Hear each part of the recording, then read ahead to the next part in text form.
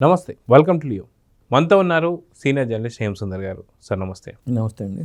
Varanasi cinema అతిపెద్ద project అనుకోవచ్చు. 2027లో ఇది రిలీజ్ కాబోతుందని చెప్పి ఇప్పటికి ఒక డేట్ కూడా వాళ్ళు ప్రకటించేశారు. అయితే లేటెస్ట్గా ఏంటంటే కిచ్చా సుదీప్ గారు ఈ సినిమాలో ఉండబోతున్నారని చెప్పి ఒకటైతే, బ్రహ్మ విష్ణు మహేశ్వర్ల రూపంలో స్టార్ హీరోస్ ఉండబోతున్నారని చెప్పి కూడా ఒక చిన్న హింట్ అయితే ఇచ్చారు. సో ఏంటి వారణాసి గురించి ఇంకా రిలీజ్ కాకముందే ఇప్పటికే బిజినెస్ పరంగా కూడా చాలా వరకు చర్చలు కూడా నడుస్తూ వస్తున్నాయి. సో ఎలా ఉండబోతుందంటే ఏం చెప్తారు? అంటే వారణాసి సంబంధించి ఒక్కొక్క అప్డేట్ వస్తుందండి. అసలు మొన్నటిదాకానేమో కుంభ పాత్ర, అప్పుడు ఫస్ట్లో మహేష్ బాబు అనేది అందరూ తెలుసు. ఆ తర్వాత కుంభ పాత్ర వచ్చింది. కుంభ పాత్ర తర్వాత ప్రియాంక చోప్రా పాత్ర రివీల్ చేశారు. ఈ 3 పాత్రలే ఎవరికి, మిగతా ఎవరు ఉన్నారు ఎవరో ఏదని తెలియదు. అలాంటిది ఒక్కొక్కటి వస్తుంది. ప్రకాష్ రాజ్ కూడా దాంట్లో ఉన్నాడు అనేది ప్రకాష్ రాజ్ కూడా చెప్పాడు. అద్భుతంగా నాకు మంచి పాత్ర దొరికింది అంటే ప్రకాష్ రాజ్ కూడా తన అనుభవాలను చెప్పారు.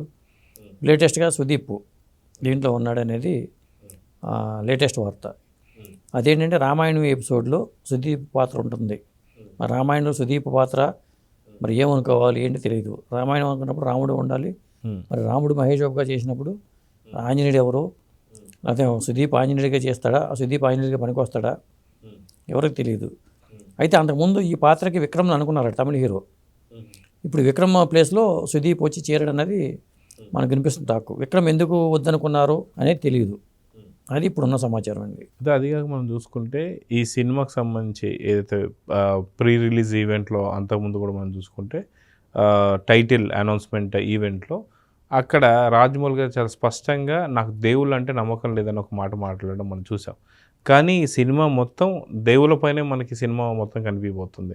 అటు వారణాసి అని చెప్పే టైటిల్తో పాటు ఇప్పుడు రాబోతున్న క్యారెక్టర్స్ అన్ని ఎలా చూడాలంటారు? ఆయన నమ్మకం లేదన్నారు కానీ హనుమంతుడు అంటే ఆయనకి ఇష్టమని కూడా చెప్పారు కదా. కాబట్టి అందులో ముఖ్యంగా రామాయణంలో హనుమంతుడు లేకుండా నేను అనుకోవటం వీళ్ళు వారణాసి తీస్తారని నేను అనుకోవట్లా. కాబట్టి అంటే సినిమాగానే తీయాలి, ఫాంటసీ సినిమా. మరి వాళ్ళ నాన్నగారు కూడా బీజేపీ తరఫున ఎంపీగా ఉన్నారు. ఆయనకి మహాభక్తి. శివశక్తి దత్తా గారికి చాలా భక్తి.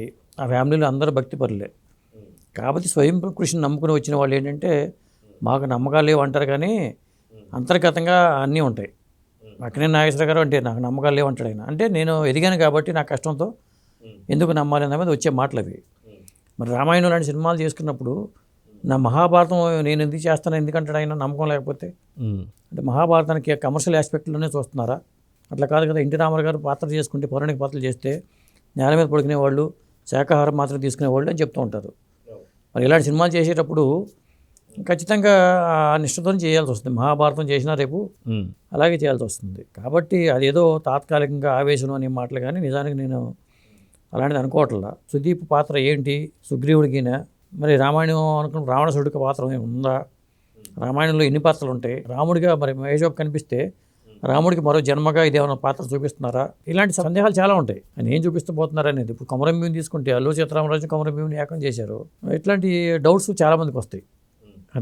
అదిగాక మనం చూసుకుంటే ఇటు సుదీప్ కానీ ప్రకాష్ రాజ్ కానీ ఇలాంటి చాలామంది పెద్ద పెద్ద స్టార్స్ అయితే మనకు కనిపిపోతున్న సంగతి తెలిసిందే. అది కాకుండా ఈ సినిమా వారణాసి వచ్చి గ్లోబల్ ట్రాటర్ అని చెప్పి అంటున్నారు. అంటే ఓన్లీ ఇండియన్ ఆర్టిస్టులు కాకుండా హాలీవుడ్ నుంచి కానీ లేదా ఇతర దేశాల నుంచి కూడా ఉండేటువంటి ఒక ఆర్టిస్టులు చాలామంది ఉన్నారని చెప్పేసి అంటే ఏమంటారు? ఖచ్చితంగా ఉంటారు. ఎందుకంటే అది లేకుండా ఇంత పెద్ద ప్రాజెక్ట్ చేపట్టరు కదా. నేను అనుకుంటే ఒక్కొక్కటి రివీల్ చేస్తున్నారు. హాలీవుడ్ పెద్ద ఆర్టిస్టే ఉన్నారని చెప్తున్నారు. అలాగే కన్నడ నుంచి, మలయాళం నుంచి, తమిళనాడు నుంచి కూడా కొందరు పెట్టుకుంటారు. చెప్పారుగా దీంట్లో త్రిమూర్తులు ఉంటారు, స్టార్ హీరోస్ ఆ పాత్ర చేయబోతున్నారని, బ్రహ్మ విష్ణు మహేశ్వరులుగా. మరి వాళ్ళు ఎవరు? అక్కడ 3 రాష్ట్రాలు కవర్ అయిపోతాయి. ఒక రాష్ట్రానికి బ్రహ్మని, ఒక రాష్ట్రానికి విష్ణుమూర్తిని, ఒక రాష్ట్రానికి శివుడిని ఇస్తే 3 రాష్ట్రాలు కవర్ అవుతాయి. పాన్ ఇండియాగా వెళ్ళాలంటే కొంత అన్ని రాష్ట్రాలకు న్యాయం చేయాలి కాబట్టి అది తీసుకునే అవకాశం ఉంటుంది. ఎట్టాకు విక్రమ్ మరి మారిపోతే సుదీప్ వచ్చాడంటే కన్నడ ఇండస్ట్రీకి సుదీప్ న్యాయం చేస్తాడు. మిగతా 3 కూడా వేరు వేరు రాష్ట్రాల నుంచి లేదా బాలీవుడ్ నుంచో తీసుకునే అవకాశాలు ఉంటాయి. సో క్రేజీ ప్రాజెక్ట్ అయితే మనకు వారణాసి కనిపించబోతుంది. రాబోతున్నటువంటి ఒక 2027లో చాలా భారీ సినిమాలే ఉన్నాయి. సో వారణాసి ఆక్యుపేషన్ ఎంత ఉంటుందంటే ఏం చెప్తారు? అంటే వారణాసి గురించి ముందే అంతా మాట్లాడుకోవడం కూడా తొందరపాటు అవుతుంది అనుకుంటున్నా. అది చాలా పెద్ద ప్రాజెక్టు. జనవరికి ఫిబ్రవరికి షూటింగ్ పార్ట్ కంప్లీట్ అవుతుంది. ఈ మధ్యలో ఎంతమంది కొత్త ఆర్టిస్టులు వస్తారో తెలియదు. వాళ్ళు ఎవరి పేర్లు బయటికి రివీల్ చేయట్లా. ఇప్పుడు చిత్ర యూనిట్ కూడా ఇక్కడి నుంచి మళ్ళీ షిఫ్ట్ అవుతున్నారు, వేరే కంట్రీకి షిఫ్ట్ అవుతున్నారు అనే సమాచారం ఉంది. ఇది పెద్ద షెడ్యూల్, భారీగా సన్నివేశాలు ఉంటాయి అని కూడా చెప్తున్నారు. మరి ఇక కథాపరంగా చూసుకుంటే విజేంద్ర ప్రసాద్ గారు కాంచి కలిపి రాసిన కథగా చెప్తున్నారు. మరి వాళ్ళ అబ్బాయి కార్తికేయ నిర్మాతలో ఒకరిగా పేరు వినిపిస్తుంది. ఆల్రెడీ డిస్ట్రిబ్యూషన్ అంతా వర్క్ జరుగుతుంది. వాంబరి వాళ్ళు, మరి సన్ పిక్చర్స్ వాళ్ళు ఎంటర్ అయ్యారు. మరి బాలీవుడ్ నుంచి ఎవరు వస్తారు, హాలీవుడ్ నుంచి ఎవరు ఇన్వాల్వ్ అవుతారు, ఇలాంటి లెక్కలన్నీ ఒక పక్క జరుగుతూ ఉన్నాయి. పెద్ద ప్రాజెక్ట్ కాబట్టి మనం మాట్లాడుకోవాల్సిన అంశాలు ఇంకా ముందు చాలా ఉంటాయి. చూద్దాం సార్. మొత్తానికి ప్రస్తుతానికి అయితే కిచ్చ సుదీప్ కావచ్చు, ప్రకాష్ రాజ్ కావచ్చు, ఇలాంటి ఆర్టిస్టులు అయితే ఎంట్రీ ఇచ్చేశారు.